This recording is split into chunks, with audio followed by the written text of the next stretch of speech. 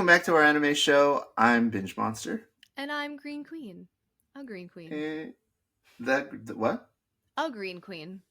Oh, not the. I don't know. It's never the, but I did say Green Queen, which I've never said before. So then I corrected Mm. myself and I said a Green Queen. I panicked. Why did I do that? You are the No. a green queen. You are the green queen. I think we should just make sure no one else feels like they can also be one too, unless you want to be inclusive. Oh no. This is my title. I am Mega plus Ultra, the Green Queen.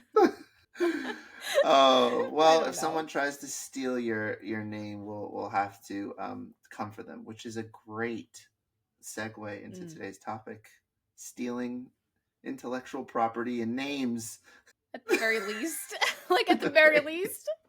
We're talking about anime piracy, people. We're talking about something that is beyond just names and characters and titles. We're talking about straight up anime piracy, watching the whole damn thing somewhere else, someplace else. Yeah, it'd probably be good to start with a definition of piracy, right? Because anime pirates, that as a concept just sounds very funny, but I think you've nailed it.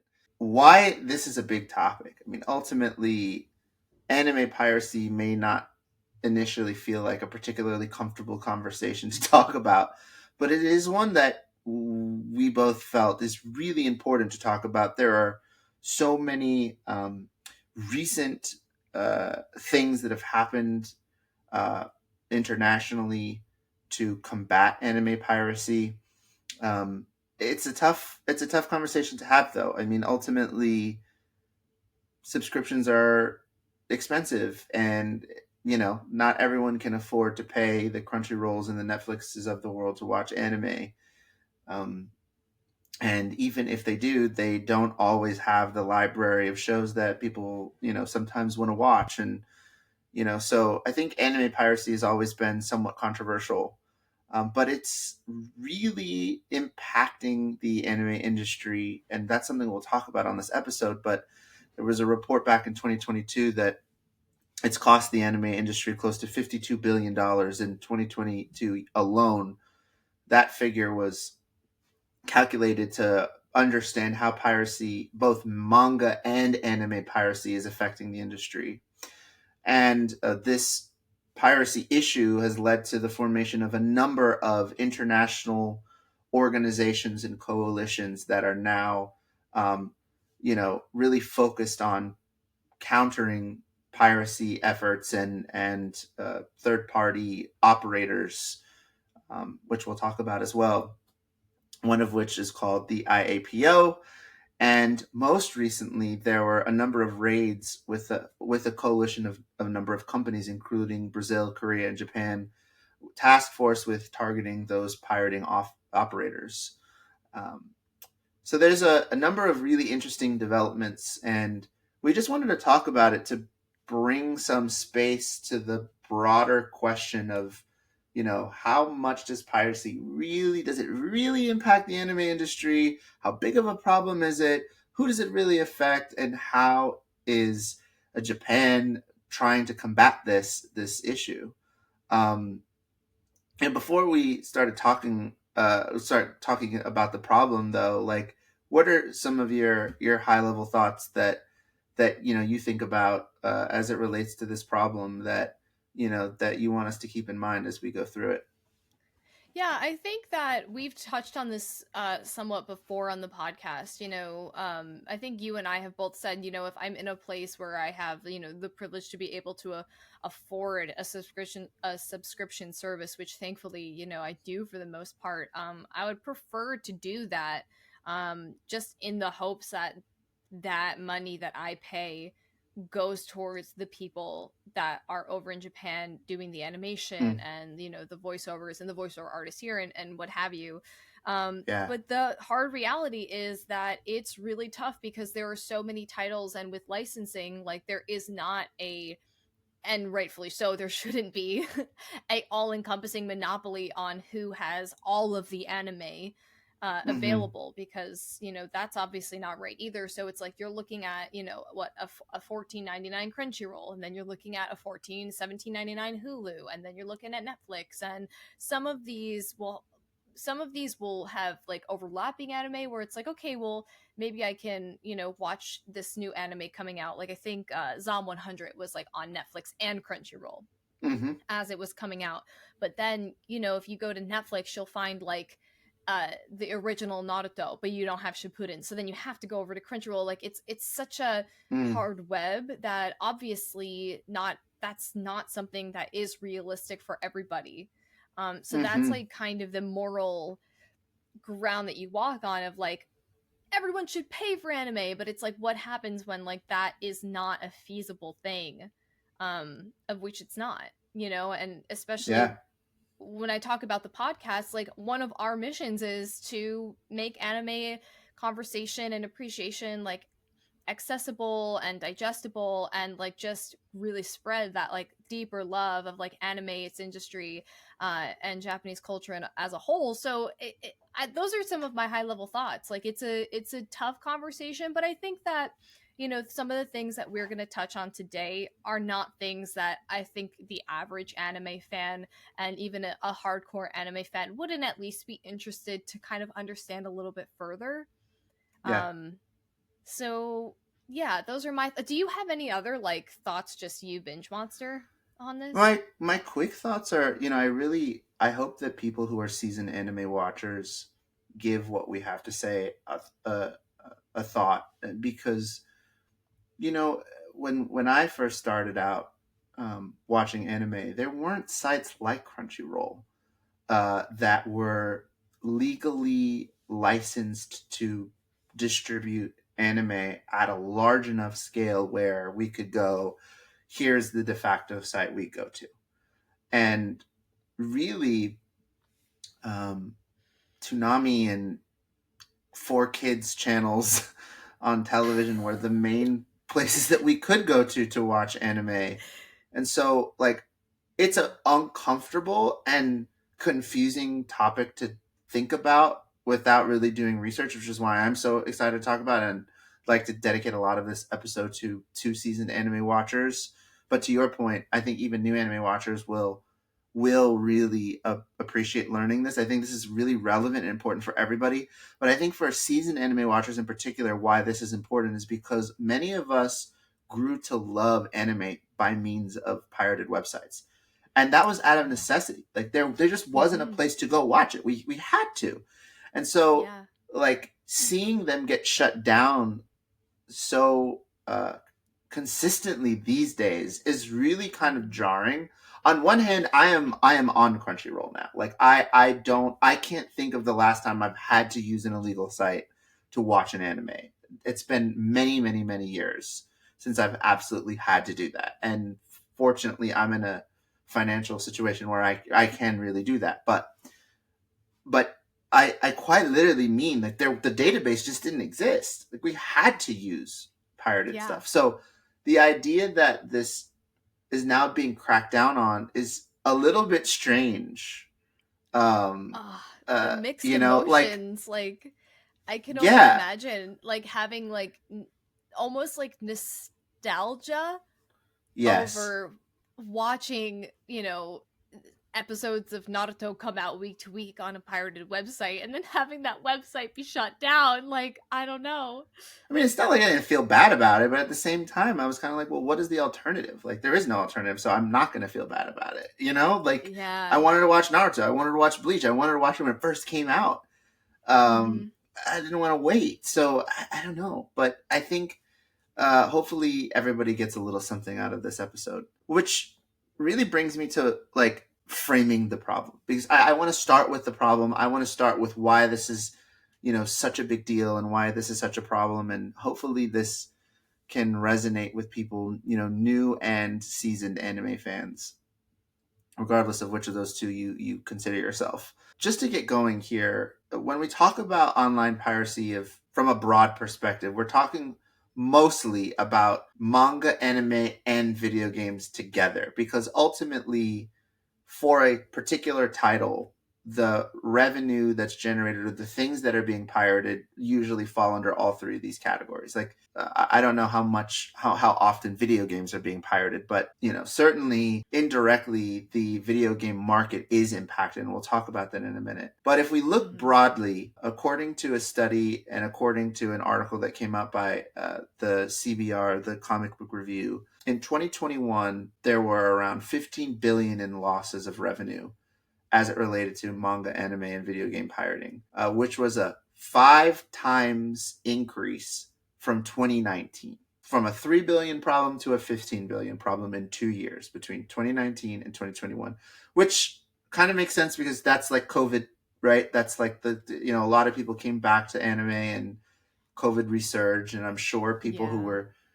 had stopped watching anime during a period of their life. Maybe they went off to college, but they were used to watching pirated sites. Maybe they went back to those pirated sites and started to pick up anime again. So that kind of Yeah. makes sense. Now, again, according to Statista, as mentioned just moments ago, in 2022, that issue went from 15 billion to 52 billion dollars, which is a massive jump. Now, one of the things a lot of people don't know, and what likely contributes to this number and how they're calculating that number of 52 billion, or in 2021 15 billion, is that only licensed distributors of anime like Crunchyroll or High Dive or Netflix are required to submit viewership numbers to the studios.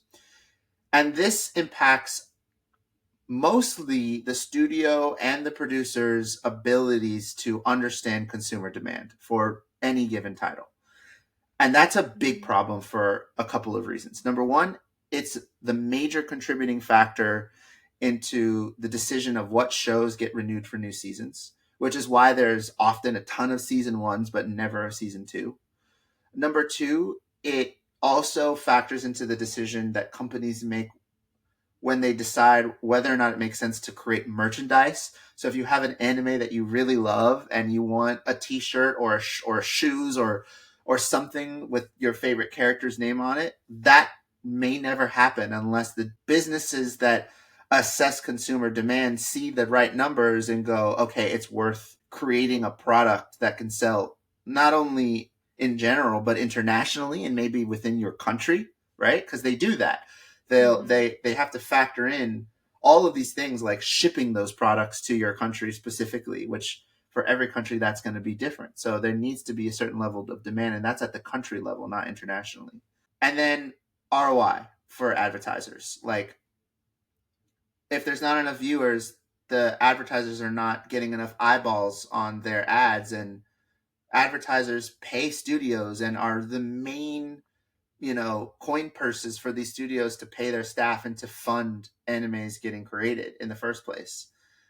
And if you Mm-hmm. subscribe to the idea that if studios are getting paid more, then ideally that trickles down to their employees, obviously I can't speak to that, but if we strongly believe that will happen, then this also hurts the Mm-hmm. artists, because if the studios aren't making the money, even though they're creating a great anime that is loved by the masses, if they don't have the numbers to be able to actually prove that it's loved by the masses, they're not getting paid more, and by extension to that, the artists aren't getting paid more. So it's a very complex problem that affects multiple people. It's not black and white. No, I mean, you would hate, like, I would hate to see like a title, like, I mean, I don't know, I'm not going to bring this too much into real because I have no idea if this is being pirated, why it's being pirated, in what country, whatever. But like, for instance, like Solo Leveling, like I know Solo Leveling didn't do that well in Japan, and I'm like, I would hate Mm-hmm. for Solo Leveling to die with season one, right? Because it's Yeah. so good, and it gets so much better. So but that was just one thing that I know has semi complex numbers, I'll say, that we've kind of talked about on the podcast before. And you know what, Binge Monster, this is actually sparking something kind of funny to me, and I'm gonna go a little Mm. bit roundabout, but I was walking through New York, and you know how they have like little pop-up shops, and it'll be like, oh, this one has all scarves, this one has all this, whatever. Yeah. So I walked through one because it had a bunch of like anime stuff, and we were like, "Oh, that's cool. Like, what's this about?" So just like just a regular, simple street vendor, and Mm-hmm. there was a Nezuko doll in there that like had Nezuko's face, but I'm truly a different body because one, it was sexy and like had Oh. cleavage and was like doing a super like sultry pose, and like the paint was all like not didn't make sense. And you know, this sparked in me because I was like, when we're talking about like, okay, if the data's not showing up for say Demon Slayer, which we know it is, people love that show, but say Hmm. for Demon Slayer, then what you're saying, and correct me if I'm wrong, is that if the studios are not seeing these numbers which are given to them by these major streaming platforms, then they might say, you know what, because of the viewership,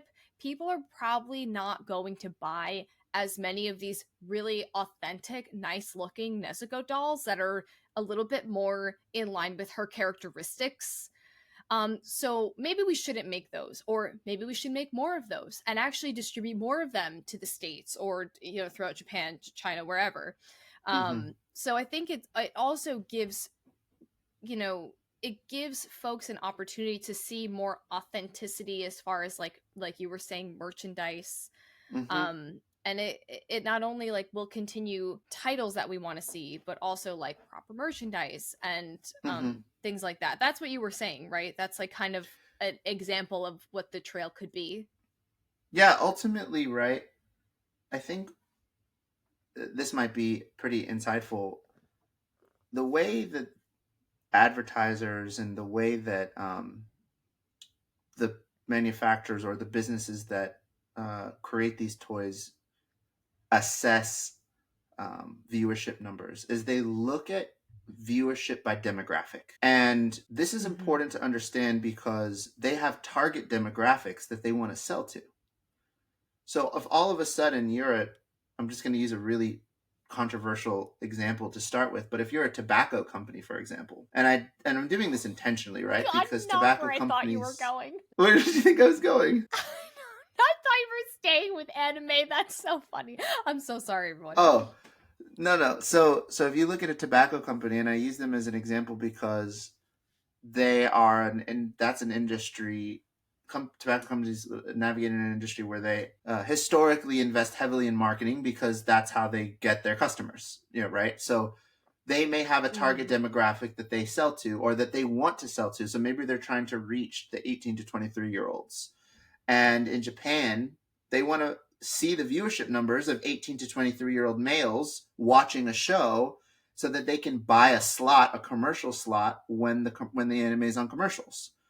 Those Mm-hmm. advertisers are the ones who pay to make sure that shows run on television. Mm-hmm.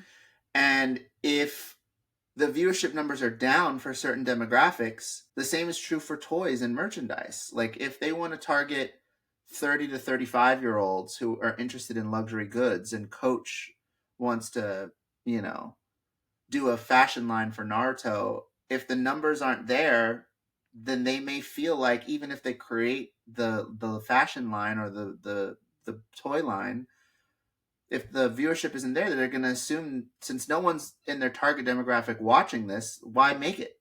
No one's going to buy the stuff. So they do math based on viewership numbers and demographic data to say, yeah, you have enough people in my target demographic watching for me to feel confident to go create that fashion line, that toy line, or to pay for an ad spot when it goes to commercials. Without that, you'll never see those quality products come through. Um, Now, you also bring up an interesting point where like there are these like little mom and pop shops that are creating. I mean, these are small businesses trying to make like money, and like and some on Yeah. some level, I'm actually like really for that. I'm like, go for it. On another level, it'd be Yeah. great if they made it easy for businesses to get license approvals, and honestly, that might generate more revenue if they soften some of those policies because there are lots of people who would love to make Mm. money off of a potential title, right? But then there are some who like straight up Yeah. should be denied. Sounds like the example that you're giving falls into that category, but It's like, you know, leave this. She is a young girl. Stop leave it. her alone. Not that we haven't seen that in anime, but I was like, really Exactly. just like, uh, So yeah, that's a little bit about the problem and how it impacts the industry. Now, there are organizations that are doing really important work in trying to combat this. Maybe we could talk a little bit about some of those. Yeah, in our research, so the two that we're mostly going to be talking about in short term, we're going to say CODA for one of them, which is Content Overseas Distribution Association. This is a Japanese company, from what I understand, established in like Organization. 2002. Oh, an organization. Thank you. And they're sought out and they're put out to stop piracy in simple terms in the way that we're going to be discussing them. Mm-hmm. Okay.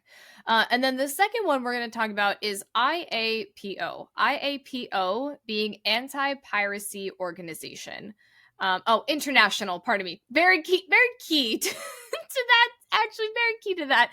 International Anti-Piracy Organization, which was established in 2002.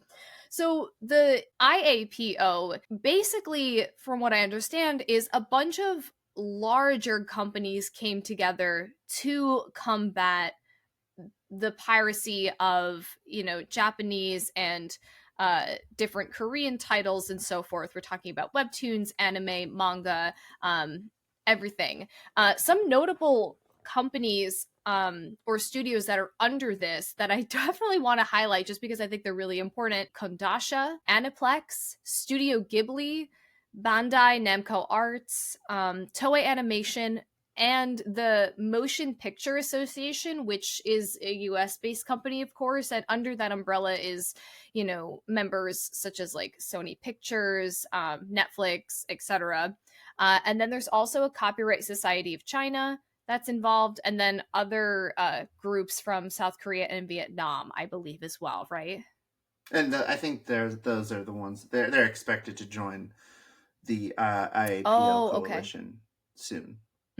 But yeah, so it in essence, from my understanding, the IAPO is an organization of companies and studios and so forth that are banding together to stop the piracy of these um, different titles and so forth, but on an international scale, as opposed to CODA, which is more just in Japan. And I think the timing of the IAPO's establishment in 2022 is timely, right? I think every country, Hmm. Japan included, with their coda, but every country, well, maybe not every country, but many countries have their own version of coda uh, to protect the intellectual property and to fight piracy for companies within their country, right? So, like, if Pixar wanted to combat piracy, there's an American counterpart to Coda that exists to make sure that that they're not being that their content isn't pirated and so forth. So,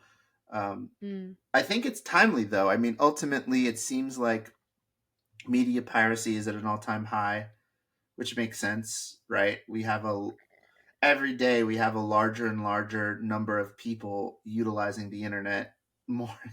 And I think there was something like 95% of the internet now is videos, just around the world. Really? Yeah, like a ridiculous. I don't quote me on the exact number, but it's probably it's gonna near 99%, just because of the total size of that, like videos, like how much space it takes up in a server, or Yeah, like yeah. think about your phone, right? Like videos eat up the space on your phone. Same thing, right? The internet is just mostly comprised of video. So with the Hmm. combination of that and the combination of the rise of piracy, this coalition seems really timely. And anime in general is becoming like more popular internationally too, so it's just really timely. I was just about to say, like, when we're talking about being established in 2022, we just gave the statistic of the, rise in piracy that happened around like 2019, 2020 and Mm-hmm. so forth. Like it totally just correlates with the trend of like probably these studios being like, "Whoa, something, we have to do something." And, everyone banding together is kind of really cool. Although also not cool. I don't know.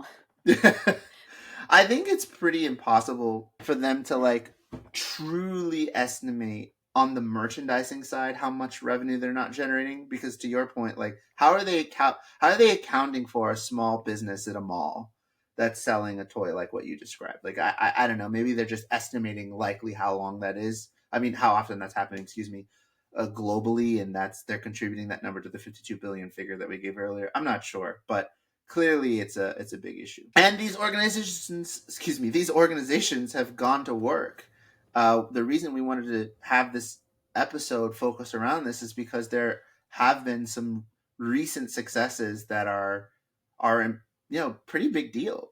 So one of them being that back in March of this year, the Japanese government was successful in prosecuting someone in China for the first ever international prosecution of anime piracy, for a site called B9 Good, which I've never heard of. Have you heard of this one? I mean, I've no, never you heard would of have. it. No, not Yeah, any of the names. It apparently went under B9 Good. It went under Blue 920, B9 yeah. DM. It like apparently it changed just to try to hide, but they Yes, found them. exactly. That was actually, I don't know if a lot of people know that though. So you might have gone to a pirated site Mm. before and you might have noticed that even though you typed in the same URL, it's been moved and the URL has changed and the name of the site is slightly different and you might go, "Oh, they just rebranded." But that's actually, to your point, that's actually not what happened. And they changed their domain entirely to try to avoid being discovered by these agencies that are chasing them and trying to find trying to find them and arrest them. So, or to shut it down. That's also some of the work, is they try to shut them down. So they actively change Mhm. domains to try to evade investigation. Anyways, back to B9 Good. This was a massive site which boasted 45,880 anime titles and 300 million website visitors between the years of 2022 to 2024 when it was shut down, Which which is like crazy. to me when I first saw that, I was like, truly wait a minute, because I started to think back to myself, like I really had to think about like how many titles that was, because like for reference, my anime list, you can search on my anime list and I'm sure you've gone on and you found pretty much any anime you've ever thought of. That Mm, my anime list only has 26,000 plus titles. So mm. remember, B9 Good had 45,000. My anime list, 26,000, which is insane. And Crunchyroll, in and of itself, only has around like 1,000 plus titles, give or take. So, like, for a frame of reference, that blew my mind, to be honest. There's a world where, because again, I know nothing about the site and I can't go visit it because it's shut down now. But again, knowing nothing about it, there's a world where maybe they also pirated non-anime titles as well. They could have pirated shows from Korea, manhwa from China. There's a number of ways that they could have gotten to that number, but it was 45,880 titles for sure. It also could include manga as well, Mm. but 300 million unique website visitors from 2022 to 2024, the large percentage of which were from Japan. I think it was like 95%. I'm not sure that it was 300 million unique website visitors, because unique visitors, I know it was website visitors, and I say that because I'm not sure what the population of Japan is. I don't know that they have 300 million people, although they could.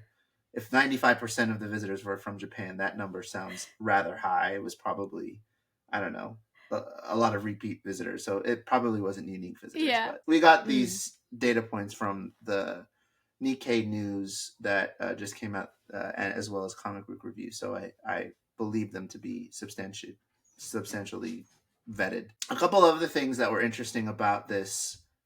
Um, well, for one, I mean, I don't know, but like I would imagine it's really difficult to prosecute a Chinese citizen. I mean, like the Chinese are not particularly friendly with Japan, right? Like they're a particularly closed country. I Yeah. I don't know. They don't really have. Yeah, I imagine that with almost, I mean, I would imagine that with almost any country, if you are going to try to prosecute somebody from another country, especially when they are in their home country and not in yeah, yours, like obviously it's different if someone's on Japan ground, Yeah, Japanese soil. running, Yeah. I don't know, like a thing with a bunch of screens and a bunch of like monitors or something. Like, obviously, if this person was doing that, it would be a lot different. But yeah, if they're running this website from their cozy home in China, um, Yeah. I'm sure there's I can't even start to fathom like the amount of hoops they must have had to run, because I'm sure there are barriers to even finding online information and tracking the URL and finding the location, or however that happened, which I definitely have no context. I don't know how you do Yeah. that. But I can only imagine. And then like, what do you do? Like, does a fleet force in Japan, like a squad, go to China to this person's house and like raid the house? Like, how Oh is no, that that legal? I have no no, they idea. don't. They can't do that because they're a sovereign Right, country, so they would have no right. authority. But I what happened here was the IAPO coordinated with the Beijing equivalent of CODA, and they Mm-hmm. worked together, and they were arrested by that particular agency in Beijing, or Right. headquartered in Beijing. I don't know where these operators were actually arrested.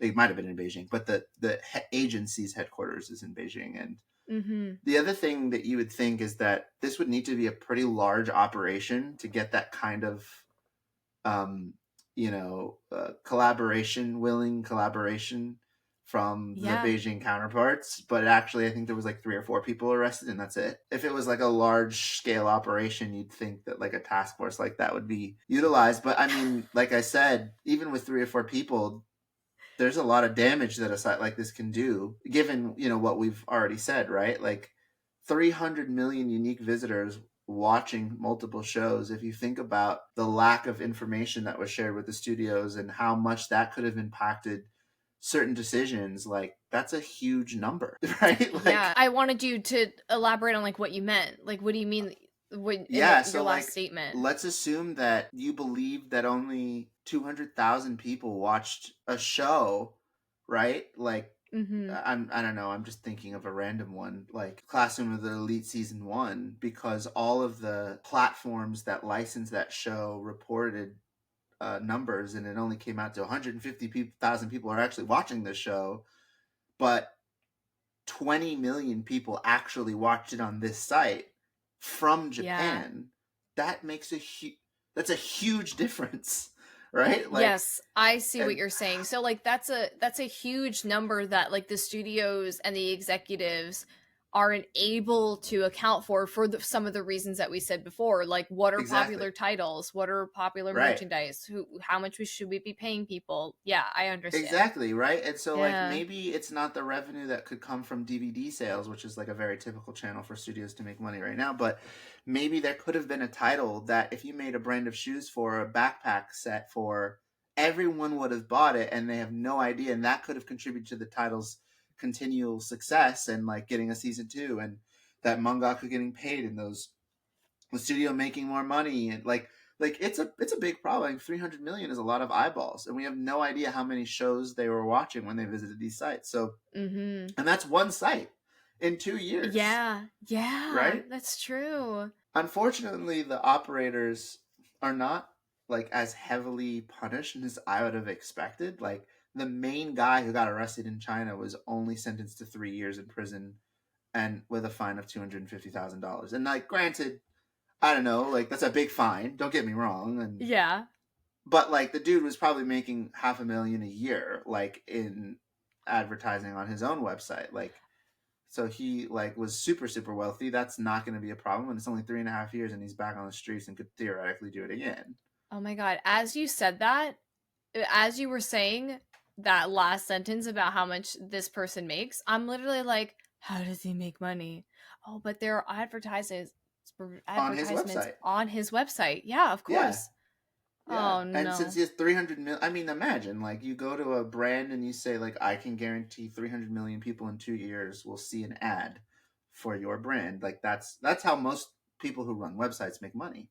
So Yeah. yeah, this dude was definitely crushing it. Like he was definitely making lots and lots of money, and that money did not go back into the hands of the studio. So like Yeah, back into the industry. Yeah. Now more recently, as of like 2 days ago, there was another operation that took place. So the one we were talking about in China that took place back in March, and that one shocked me enough. I actually hadn't even read about that until we were reading more about what happened a couple days ago in Brazil. So more recently, um, there was a joint task force between Brazil, Korea, and Japan targeting a number of operators, website operators, people who run those pirated websites in Brazil, and many of them were arrested. Now, what's interesting is how quickly this happened. So, the initial complaint that Toho Animation and a few other Japanese production studios um, initiated this whole thing with a complaint in November of 2023 to Coda, and that, again, that is the Japanese organization for fighting piracy. They lodged a complaint in November 2023, and as of April 25th of this year, which is what, 7 months, 6 months? What is that? November, December. We're Wait, almost at as of May, so 6 months, 5 months, and some mm, change. Um, People are arrested. That is like, and not just people. 31 piracy sites in Brazil have been shut down, and five others shut down voluntarily. They weren't shut down because they were caught, oh right. which is crazy. Um, and of the top 20 sites in Brazil that are based in Brazil, 12 of them have been shut down. So there are definitely a lot more that have been shut down, but they were probably like smaller sites. The Brazil Ministry of Justice put out a statement. They said they had successfully carried out the second phase of Operation Anime, which is designed to repress crimes committed against property, intellectual, on the internet, specifically in relation to the variety of Japanese and Korean animations known as animes and webtoons. Which is interesting because that implies that it wasn't just manga and anime, it was also manhwa and webtoons. So that's a Mm. probably a broader category. Brazil is a big problem area for piracy, a huge problem Mm. area for piracy, because the number of eyeballs there is much larger than the population of most countries. So there's an estimated 100 Ah. million people who regularly watch anime in Brazil, and they believe that Brazil alone, or these viewers alone, contribute to $1.2 billion in losses of revenue to the anime industry as a result of pirating yearly. Just Jeez. Brazil. Brazil, what are we doing?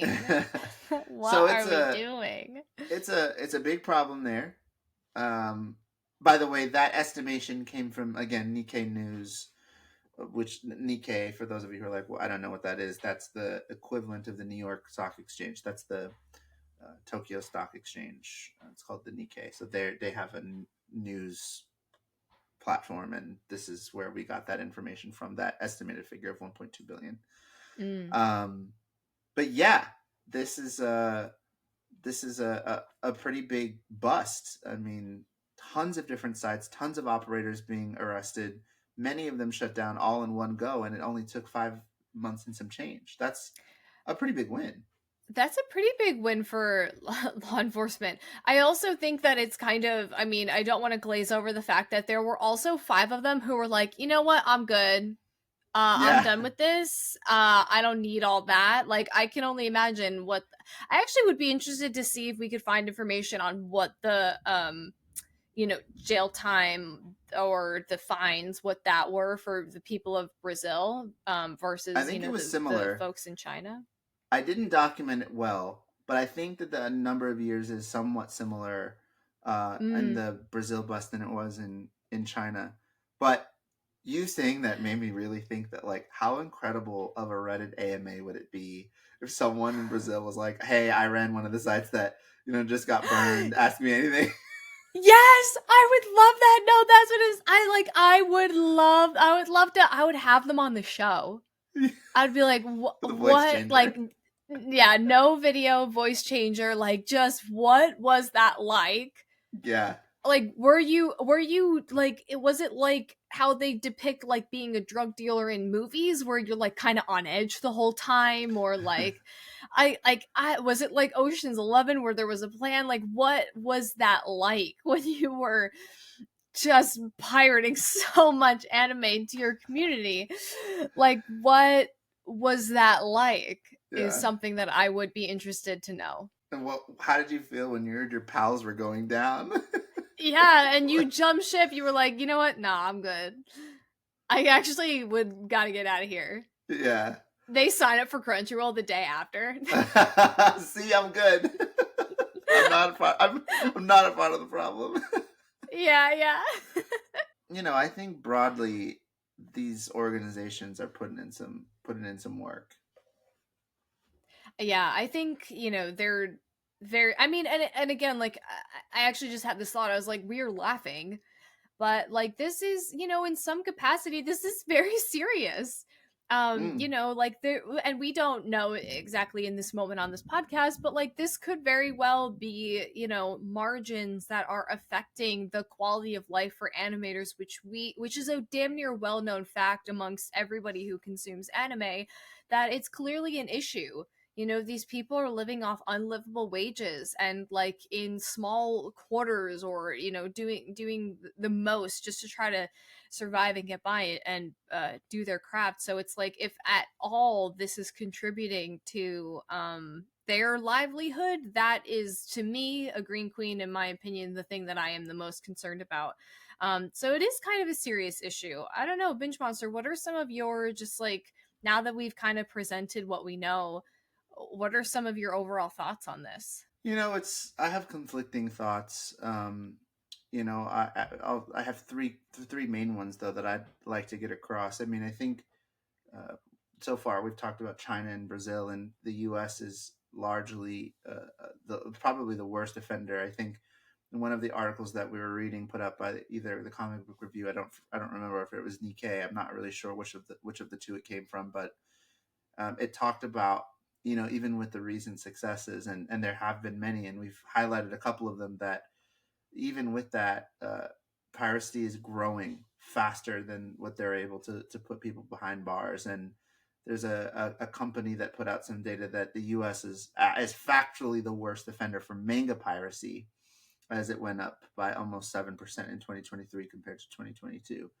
Um, and I know that doesn't speak to anime, but I imagine that, there are equivalent sites. I remember one when they were comparing the B9 Good to the American equivalent, which was at one point Anywatch, which got rebranded to Zoro.to, which was a very, very well known pirated site. And then it finally got switched to High Anime more very, very recently. Like, those are on the US government's watch list, and for like the most notorious piracy sites worldwide. And I believe that that is in North America, or at least a US based, if not a North America based site.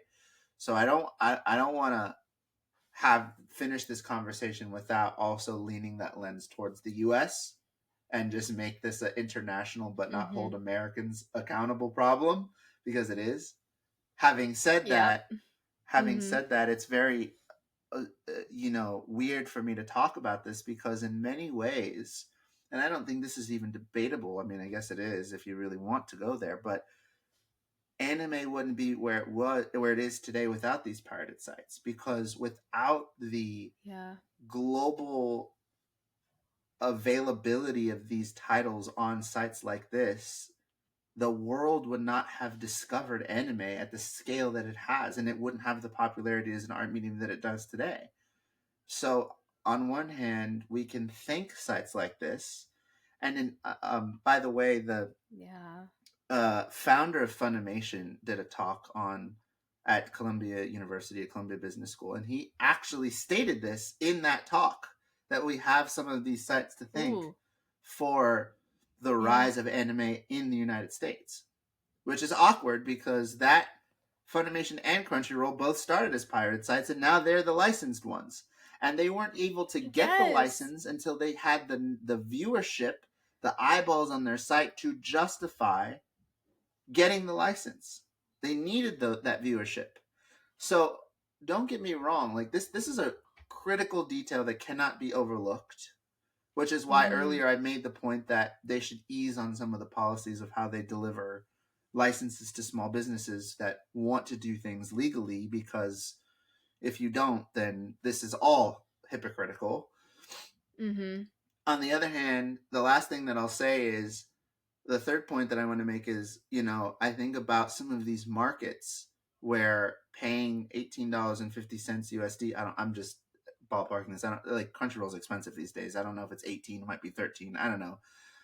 Mm. It might be possible for a portion of the United States, but in a country like Brazil or in smaller countries, that might not be economical. And I imagine these streaming platforms have different pricing models in some of those countries, but I would hold them accountable to make anime accessible in a legal way too. Otherwise, we're going to have digital Robin Hoods forever pirating media.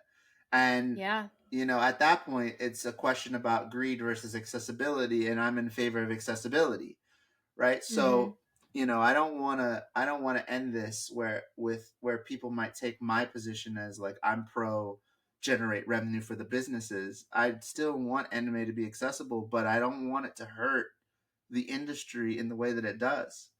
And I don't know that I'm Mm-hmm. proposing a very specific solution either, but I am saying like hold these platforms accountable to make it accessible, to put prices that allow for it to be more accessible, and they have to do their fair share here as well. So I mean those are kind of my final thoughts, but I'm glad there are so many recent successes in stopping some of this pirating, because I do think that it has a really negative impact on the industry, and hopefully if we combat this, it means putting more money into the artists' pockets who are so severely underpaid in Japan.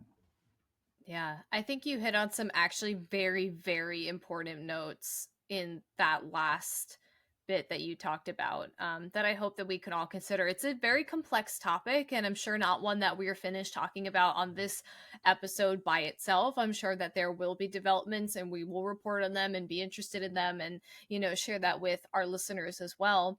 And with that, I think that's been our episode. Definitely hold them accountable to make anime accessible for more communities, if not literally please all of them. And with that, I have been a Green Queen. And I'm a binge monster.